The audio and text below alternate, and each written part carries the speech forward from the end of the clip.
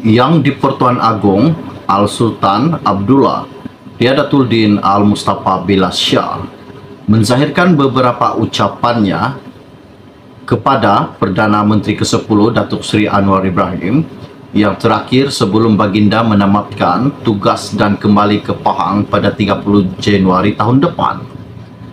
Dan apa yang dikatakan yang di-Pertuan Agong pada hari ini sangat-sangat mengejutkan buat bekas-bekas Perdana Menteri, terutama sekali kepada bekas Perdana Menteri ke-7 Malaysia. Jika bukan bekas Perdana Menteri ke-7 Malaysia, politik di Malaysia tidak akan sebegini. Dikucar-kacirkan, katanya Agong. Ini sangat-sangat mengejutkanlah buat seluruh rakyat Malaysia. Mohon kiranya sebelum saya meneruskan isu yang tergempar pada hari ini, pertimbangkan, tolong tekan butang subscribe dan kongsikan video ini. Hari ini, Al-Sultan Abdullah yang berbicara daripada hati menyifatkan peristiwa dan pengalaman yang berlaku sepanjang baginda menjadi yang di-Pertuan Agong sebagai bersejarah dan sukar untuk dilupakan. Ia berikutan baginda menjadi satu-satunya yang di-Pertuan Agong yang memerintah negara dan 4 Perdana Menteri serta 4 jemaah menteri yang berlainan. Susulan kemelut politik berpanjangan sejak 3 tahun lalu. Katanya, beta bermula dengan Tun Dr. Mahathir Mohamad, Perdana Menteri ke-7. Namun pada 24 Februari 2020, buat pertama kali beta dibawa ke kancah gelanggang kemelut politik tanah air menerusi peletakan jawatan Perdana Menteri ke-7 Malaysia. Selaras dengan kuasa budi bicara yang diberikan kepada beta oleh Perlembagaan Persekutuan, beta selanjutnya mendapati Tan Sri Muhyiddin Yassin telah mendapat kepercayaan majoriti untuk dilantik sebagai Perdana Menteri ke-8 pada 1 Mac 2020. Disangkakan panas hingga ke petang, rupanya hujan di tengah hari. Perdana Menteri Malaysia yang ke-8 juga meletakkan jawatannya pada 16 Ogos 2021. Makanya beta sekali lagi terpaksa menggalas amanah berat untuk memilih dan melantik Perdana Menteri yang baharu. Beta selanjutnya telah berpuas hati bahawa Datuk Seri Ismail Sabri Yaakob telah memperolehi kepercayaan majoriti ahli Dewan Rakyat dan selayaknya dilantik menjadi Perdana Menteri ke-9 pada 21 Ogos 2021, titah baginda ketika peresmian pembukaan penggal Parlimen ke-15 pada hari ini. Bagaimanapun, Al-Sultan Abdullah memaklumkan Ismail Sabri pula memohon perkenaan pembubaran Parlimen bagi memberi laluan kepada pilihan raya umum ke-15. Sebelum Parlimen dibubarkan pada 10 Oktober tahun lalu, pelaksanaan PRU15 pula masih belum menamatkan kemelut politik negara selepas tiada parti mendapat majoriti mudah 112 kerusi Dewan Rakyat untuk membentuk kerajaan, sekaligus buat pertama kali dalam sejarah Malaysia berdepan dengan situasi Parlimen tergantung.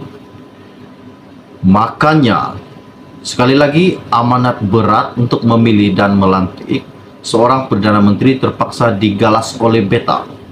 Betapa berat mata yang memandang, tetapi berat lagi bahu yang memikul, katanya baginda.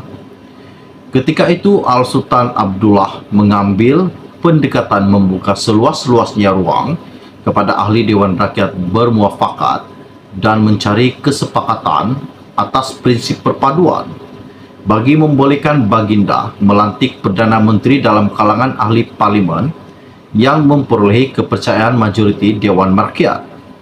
Setelah mengambil pendekatan yang ditetapkan oleh Perlembagaan Persekutuan pada 24 November 2020, beta berkenaan untuk melantik Anwar Ibrahim sebagai Perdana Menteri Malaysia yang ke-10. Secara ikhlas, beta berharap Perdana Menteri ke-10 ini adalah yang terakhir buat beta sebelum beta berangkat pulang ke Pahang Darul Makmur. Namun ini semua adalah ketentuan Allah. Manusia merancang, Allah menentukan segalanya titah baginda hari. Kita berharap agar segala pimpinan ataupun segala apa yang telah dititahkan oleh Yang Maha Duli, Yang di-Pertuan Agong Al-Sultan Abdullah Riyadatuddin Al-Mustafa Bilal Shah kepada Anwar Ibrahim berjalan dengan lancar. Ini salah satu yang diinginkan buat seluruh rakyat Malaysia. Oke, baiklah, sebelum Anda meninggalkan channel ini, jangan lupa bantu saya, tolong tekan butang subscribe dan sharekan video ini. Kita hebah-hebahkan video. Oke, baiklah, sekian info ringkas dari saya untuk Anda pada hari ini. Kita akan berjumpa lagi. Salam jumpa dan salam kenal. Bye-bye. Salah satu isu yang menggemparkan buat seluruh rakyat pada hari ini,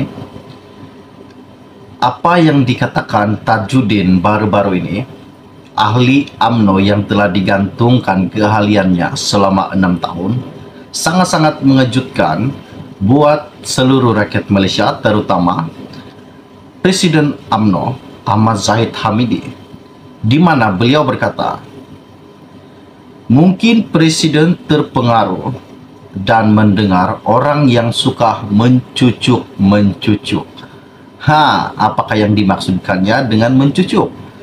Adakah cucuk ini, adakah cucuk itu? Ini salah satu isu yang sangat-sangat tidak masuk akal. Dan Tajuddin juga berkata bahwa ia akan berusaha untuk meminta maaf kepada Presiden UMNO agar penggantungan keahliannya sebagai ahli UMNO ditarik balik Zahid Hamidi, kerana beliau memang sudah lama dan tidak dapat berpisah daripada UMNO jika digantungkan selama 6 tahun, sedangkan beberapa bulan sahaja dia digantungkan. Ia tidak senang duduk di luar daripada jawatan UMNO.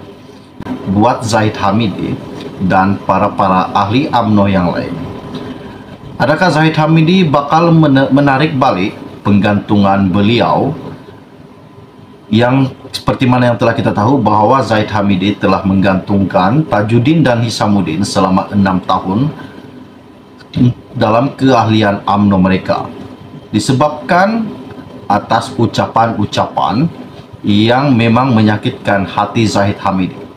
Disebabkan itulah Zahid mengambil keputusan untuk menggantung ahli UMNO selama 6 tahun. Bukan setakat digantung, malah ada beberapa ahli UMNO turut dipecat daripada UMNO. Ini lagi sangat mengejutkan buat penyokong-penyokong UMNO dan buat seluruh rakyat Malaysia. Oke, baiklah, sebelum saya meneruskan isu yang tergempar dan sebelum saya menceritakan apa yang Tajuddin